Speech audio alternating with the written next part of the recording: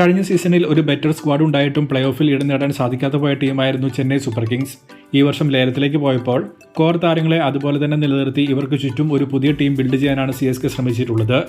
ഗായ്ക്വാഡ്, ജഡേജ, ധോണി, ശിവൻ ദൂബെ, പതിരാന തുടങ്ങി 5 താരങ്ങളെ റിട്ടേൺ ചെയ്തപ്പോൾ 20 താരങ്ങളെ ലേലത്തിൽ നിന്ന് ടീമിലെത്തിക്കുകയാണ് ചെന്നൈ ചെയ്തിട്ടുള്ളത്.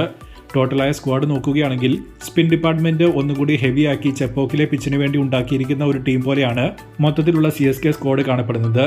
ടീമിന്റെ ഏറ്റവും വലിയ സ്ട്രെങ്തായി തോന്നുന്നതും ഈ വർഷത്തെ അവരുടെ സ്പിൻ ഡിപ്പാർട്ട്മെന്റ് ആണ്. ജഡേജയ്ക്ക് കൂട്ടായി അശ്വിൻ, നൂർ അഹമ്മദ്, ശ്രേയസ് ഗോപാൽ, രജിൻ രവീന്ദ്ര തുടങ്ങിയവർ കൂടി ടീമിലേക്ക് എത്തിയതോടെ ടൂർണമെന്റിലെ തന്നെ ഒരു ബെസ്റ്റ് സ്പിൻ നിര ചെന്നൈയുടെ കയ്യിലുള്ളതായിട്ടാണ് തോന്നുന്നത്. ചെപ്പോക്കിലെ സ്ലോ ട്രാക്കിൽ ഹോം അഡ്വാൻറ്റേജ് കൃത്യമായി മുതലാക്കാൻ വേണ്ടി തന്നെയാണ് ഇത്തരത്തിലുള്ള ഒരു നീക്കം നടത്തിയിട്ടുള്ളത്. കാരണം നിയർലി 20 കോടിയായിരുന്നു അശ്വിൻ, നൂർ അഹമ്മദ് എന്നിവർക്ക് വേണ്ടി ടീം ലേലത്തിൽ മുടക്കിയത്. സ്പിൻ എന്ന ഒറ്റ ഡിപ്പാർട്ട്മെന്റ് മാറ്റി നിർത്തിയിട്ടുണ്ടെങ്കിൽ ബാക്കി ഒരു തിൻ ലൈനപ്പായിട്ടാണ് CSK കാണപ്പെടുന്നത്. ബാറ്റിംഗിൽ റീസെൻ്റായി വളരെ മോശം ഫോമിൽ കടന്നുപോയിക്കൊണ്ടിരിക്കുന്ന ഡെവൺ കോൺവേ, IPL-ൽ ഇതുവരെ ഹിറ്റ് ആൻഡ് മിസ് പെർഫോമൻസുകൾ നടത്തിയിട്ടുള്ള രാഹുൽ ത്രിപാഠി, വിജയ് ശങ്കർ, ദീപക് ഹൂഡ തുടങ്ങിയ ലൈനപ്പും ബാക്കപ്പുകളും, ബൗളിംഗിൽ പതിരാനയെ ഓവറായി ഡിപ്പെൻഡ് ചെയ്യേണ്ടി വരുന്ന പേസ് നിര തുടങ്ങി ഒരുപാട് പോരായ്മകൾ ഓൺ പേപ്പർ CSK നിരയിൽ കാണാൻ സാധിക്കും. ഫിനിഷിംഗിൽ ധോണിയുടെ ഫിറ്റ്നസ് ടൂർണമെന്റിൽ മുഴുവൻ ഏത് രീതിയിലായിരിക്കും എന്നതിലും ഒരു ക്ലാരിറ്റി ഇല്ല. ബാറ്റിംഗിൽ ഋതുരാജ് ഗായ്ക്വാഡ്, രജിൻ രവീന്ദ്ര, ശിവൻ ദൂബെ തുടങ്ങി 3 പേരെ ഓവറായി ഡിപ്പെൻഡ് ചെയ്യേണ്ട അവസ്ഥയിലാണ് ടീമിന്റെ ലൈനപ്പ് കാണപ്പെടുന്നത്. ഇവരാരെങ്കിലും മോശം ഫോമിലേക്കോ പരിക്കിലേക്കോ പോയിട്ടുണ്ടെങ്കിൽ അത് ടീമിന്റെ എൻറ്റയർ ബാറ്റിംഗ് ലൈനപ്പിനെ ബാധിക്കാനും സാധ്യതയുണ്ട്.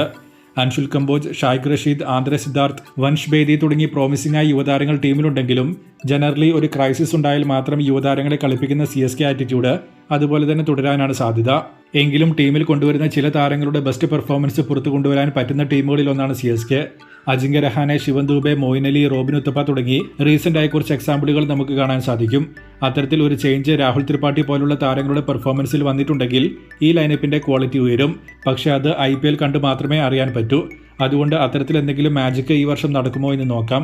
അതല്ലെങ്കിൽ പ്ലേ ഓഫ് എത്താൻ കെൽപ്പുള്ള ഒരു സ്ക്വാഡായിട്ട് ഈ ലൈനപ്പ് കാണപ്പെടുന്നില്ല. ഒരു സാധ്യതാ ടീം നോക്കുകയാണെങ്കിൽ Gaikwad, Conway opening, Rachin Ravindra, Rahul Tripathi, Shivam Dube, Ravindra Jadeja, MS Dhoni, Ashwin, Pathirana, Khaleel Ahmed, Noor Ahmad തുടങ്ങിയ ഒരു ടീമിനാണ് ചാൻസ് കൂടുതൽ. ഇനി കോൺവേയെ മാറ്റി രജിനെ ഓപ്പണിംഗിൽ കൊണ്ടുവന്നാലാണ് സാം കറിനെ ലോവർ ഓർഡറിലേക്ക് സ്ലോട്ട് ചെയ്യാൻ പറ്റൂ. അൻഷുൽ കമ്പോജ് ആയിരിക്കാം ഇന്ത്യൻ പ്ലെയറായി വരുന്ന ഇമ്പാക്ട് സീമർ.